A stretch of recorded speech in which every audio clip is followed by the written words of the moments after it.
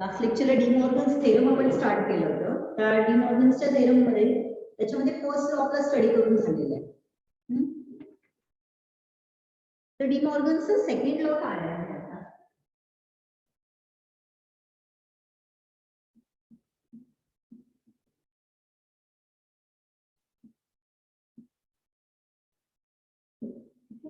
डिमॉर्गन्सचा second law a plus b whole complement is equal to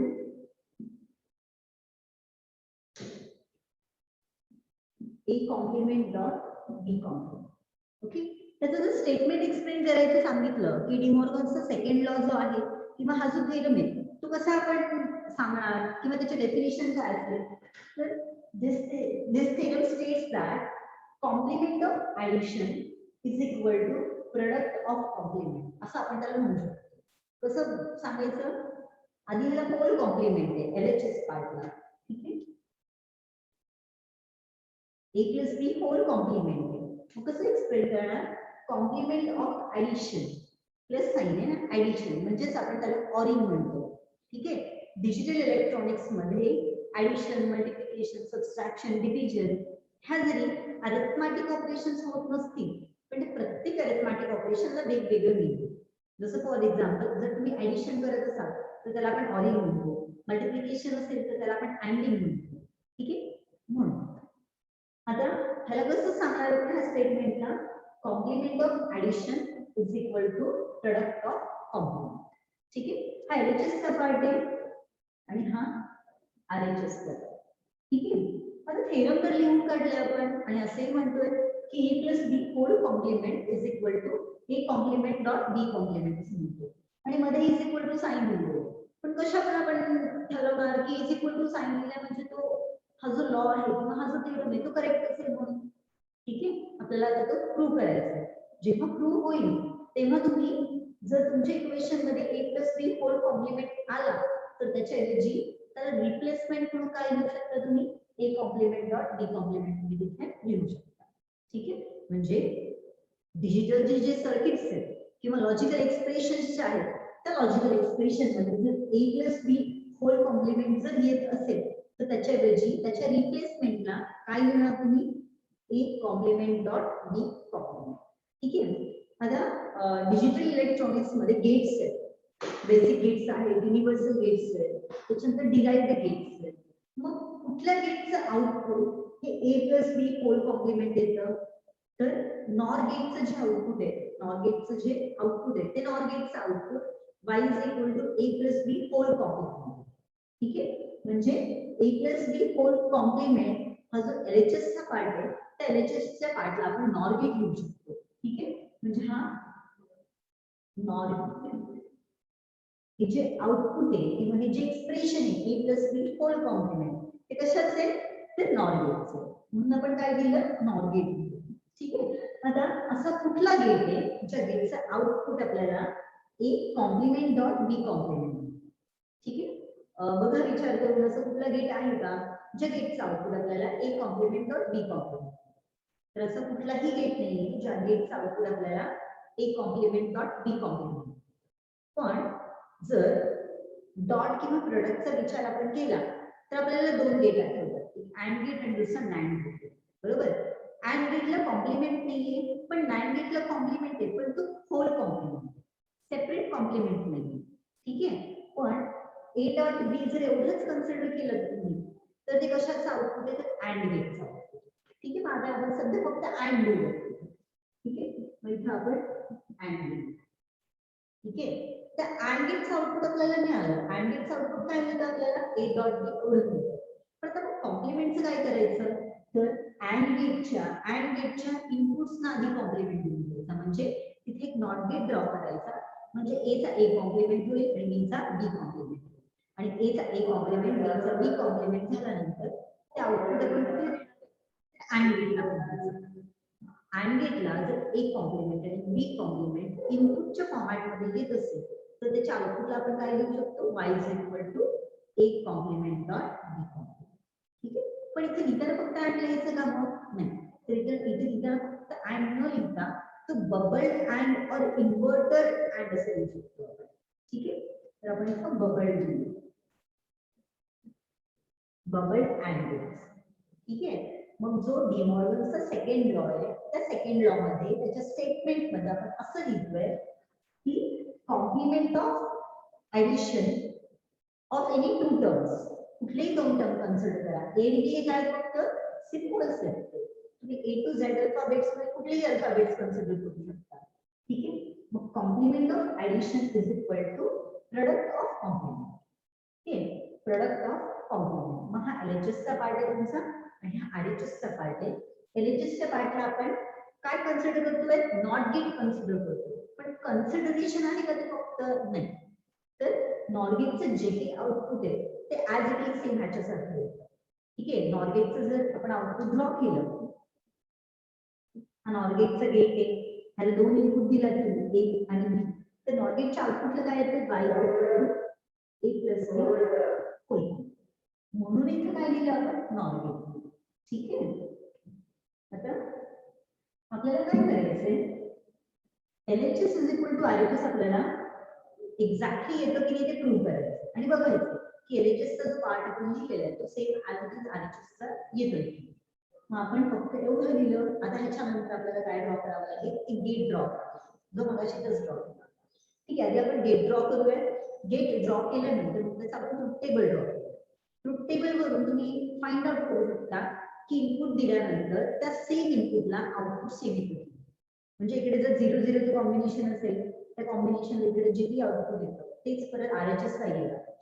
जेव्हा LHS is equal to RHS truth table मध्ये same येत असेल तर आपण A plus B whole complement is equal to A complement dot B complement easily लिहू शकतो. ठीक आहे. आता त्याचा जो गेट आहे तो आपण गेट ड्रॉ केलेला आहे. तर इथे कुठला गेट ड्रॉ केलेला आपण, नॉर गेट ड्रॉ केलेलं आहे. नॉर गेटला किती इनपुट आहेत, दोन इनपुट आहेत. मिनिमम दोन इनपुट असतात त्याला, ए आणि बी. आणि आउटपुट काय तुमचं, बाय आउटपुट. मग बाय इज इक्वल टू काय मिळतं तुम्हाला, ए प्लस बी होल कॉम्प्लिमेंट. ठीक आहे. हे झालं आपण नॉर गेटच्या आउटपुटचं लॉजिक डायग्राम ड्रॉ केलं.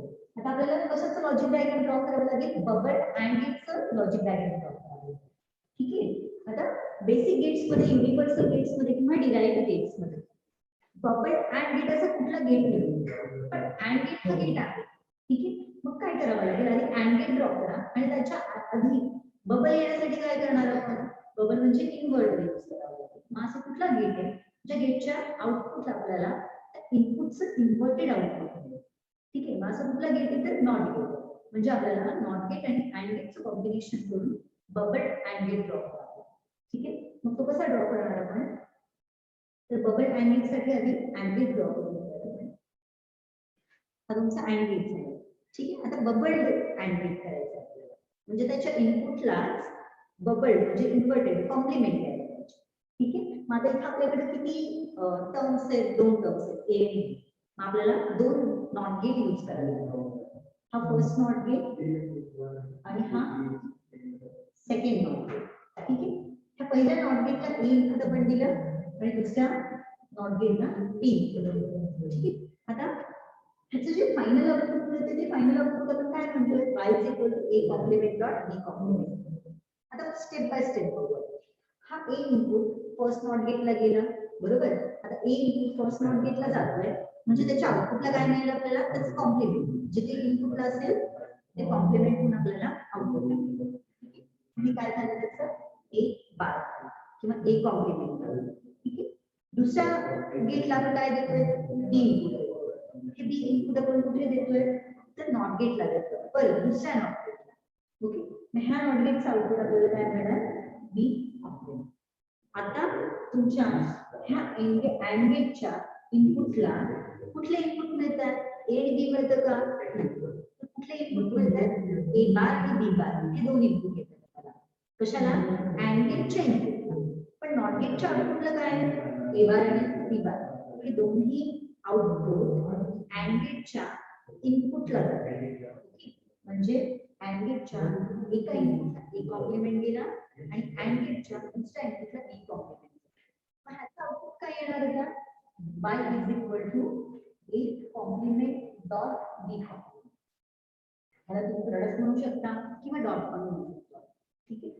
आज बीचं इक्वेशन आलं का y is equal to a complement dot b complement. म्हणजे आपण लॉजिक डायग्राम जे जे दोन लॉजिक डायग्राम्स ड्रॉ केले ते logic diagram digital diagrams digital circuits. ठीक आहे.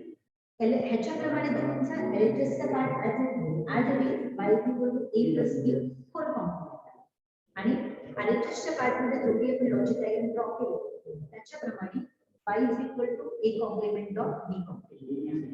ठीक आहे. आता हे झालं लॉजिक डायग्राम. पण लॉजिक डायग्राम करून जरी दोन्ही सेम असेल तरी आपण अजून इथपर्यंतही पोहोचलो की एलएचएस इज इक्वल टू आपण आरएचएस लिहू शकतो डायरेक्ट.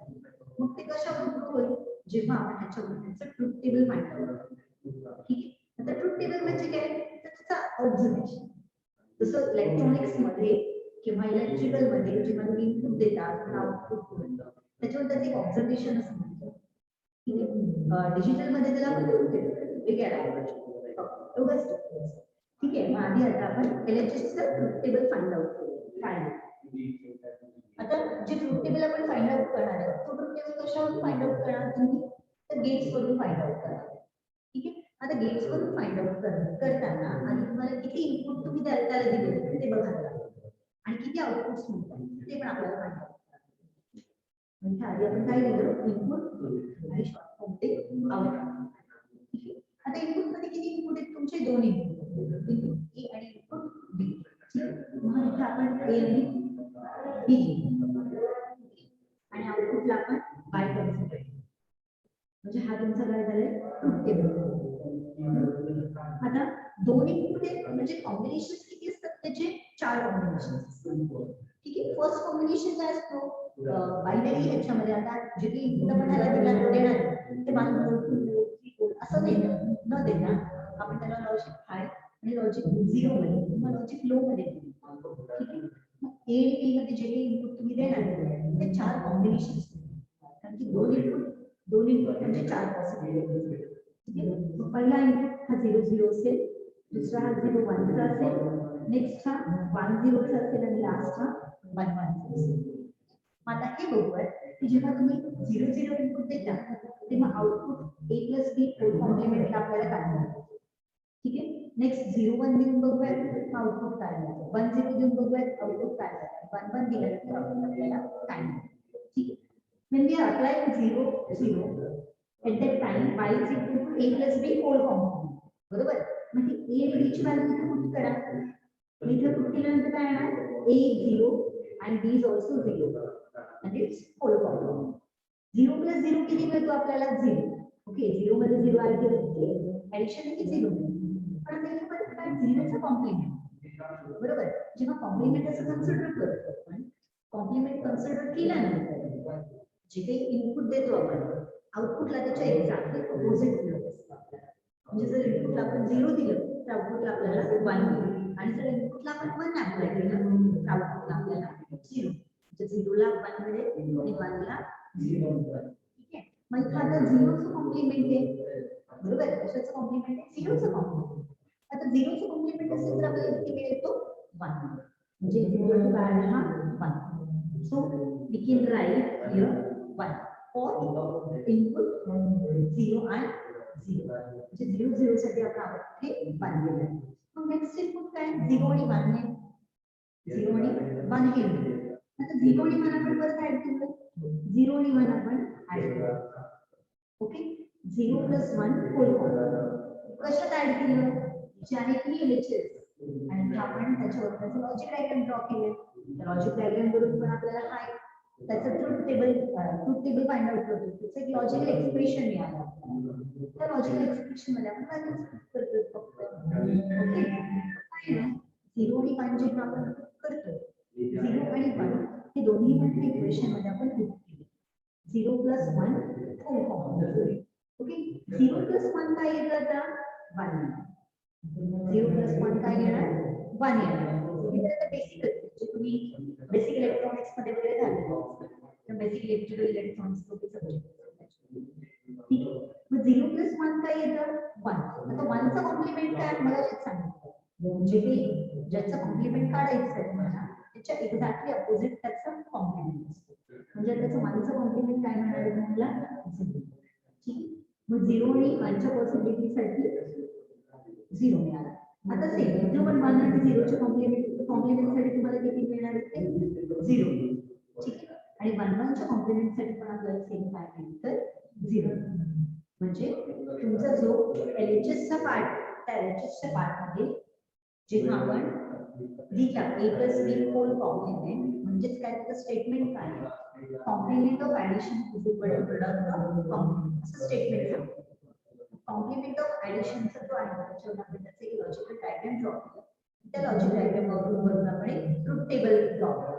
त्या ट्रुथ टेबलवरून आपण आता फाइंड आउट केलं पाहिजे काय 0 0 च्या कॉम्बिनेशनला 1 0 1 च्या कॉम्बिनेशनला 0 1 0 च्या कॉम्बिनेशनला 0 आणि 1 1 च्या कॉम्बिनेशनला पण 0. हे जे कंप्लीट ट्रुथ टेबल आहे हे एक्झॅक्टली ट्रुथ टेबल कशाचं ड्रॉ केलं आपण नॉर गेटचं. ठीक आहे.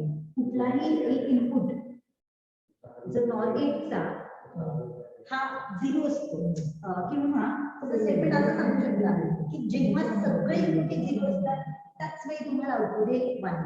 अदरवाईज आउटपुट कसं मिळतं तुम्हाला लो म्हणजे 0. ठीक आहे. त्याचं स्टेटमेंट आहे जेव्हा त्याचे सगळे इनपुट हे 0 असतात तेव्हाच तुम्हाला त्याचं आउटपुट हे 1 मिळतं. अदरवाईज सगळे आउटपुट हे तुमचे 0 असू शकतात. ठीक आहे. हा झाला LHSचा पार्ट. आता RHSच्या पार्टमध्ये आपल्याला सिंपल ट्रुथ टेबल वरून आपल्याला तो प्रूव्ह करायचा. ठीक आहे. ट्रुथ टेबल वरून प्रूव्ह करताना कसं प्रूव्ह करणार आपण RHSच्या पार्टवरून परत आपण त्याचं लॉजिक डायग्राम ड्रॉ केलेले. लॉजिक डायग्राम वरून आपण त्याचा आता ट्रुथ टेबल ड्रॉ परत सेम इनपुट आणि इकडे output. Okay. Input output.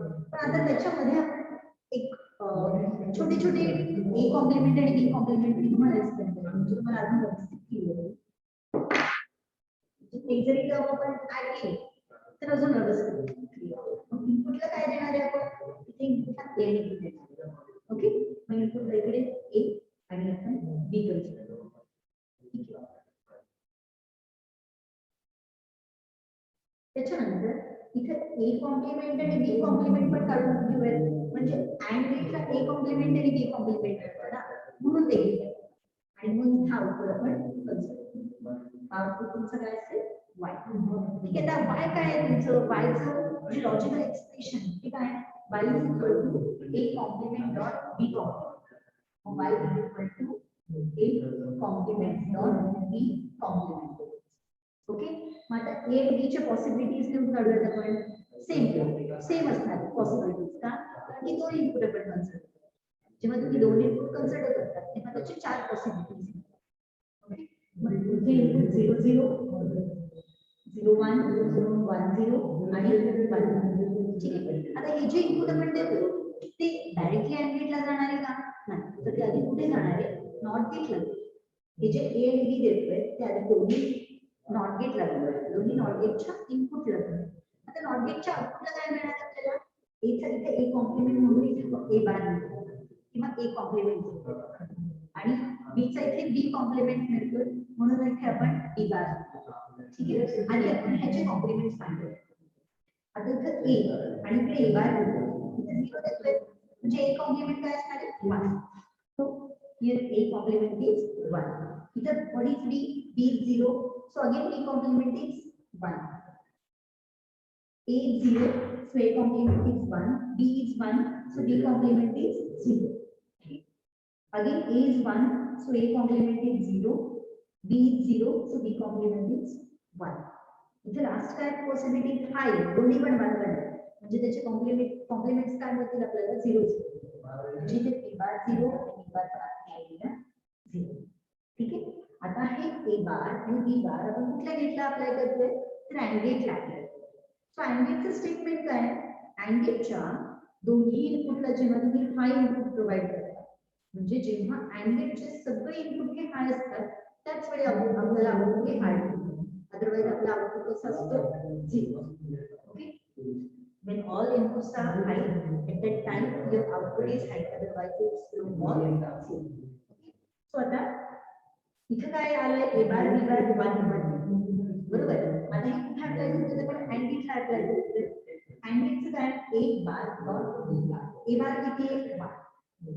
Okay आणि बी बार किती आहे 1. म्हणजे y इज इक्वल टू काय लिहायचं ए बार 1 ने डॉट बी बार किती आहे 1. 1 डॉट 1 म्हणजे 1 मल्टिप्लाइड बाय 1. ऍक्च्युली ते अरिथमेटिक ऑपरेशन असतं, लॉजिकलच ऑपरेशन. ठीक आहे. मग 1 डॉट 1 और 1 एंडिंग 1 किती आहे आउटपुट 1. ओके.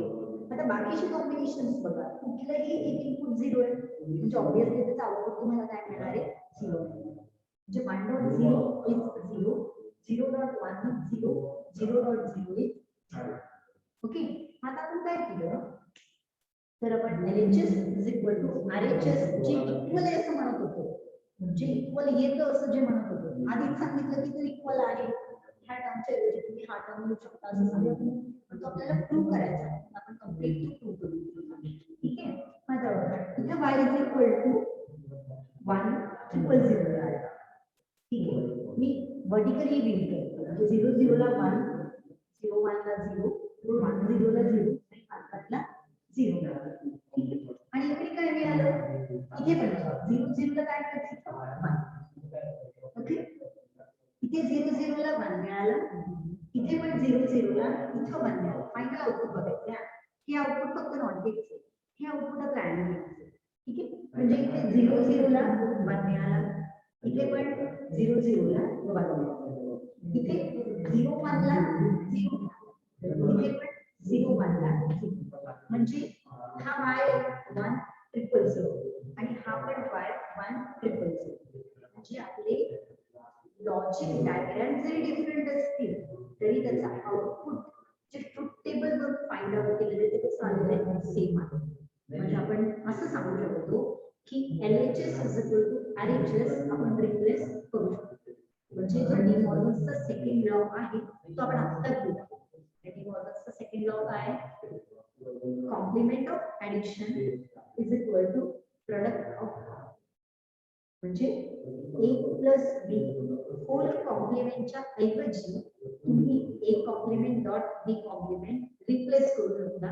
जेव्हा तुमच्याकडे मोठे मोठे डिजिटल सर्किट्स असतील आणि तुम्हाला एक्सप्रेशन्स किंवा लॉजिकल एक्सप्रेशन्स किंवा सर्किट्स तुम्हाला सॉल्व्ह करायचे, सिम्प्लिफाय करायचे. ठीक आहे. सिम्प्लिफाय करताना इथं जर a plus b whole complement येत असेल तर त्याला रिप्लेस तुम्ही a bar dot a bar देऊ शकता. ठीक आहे. कळालं का, समजलं का?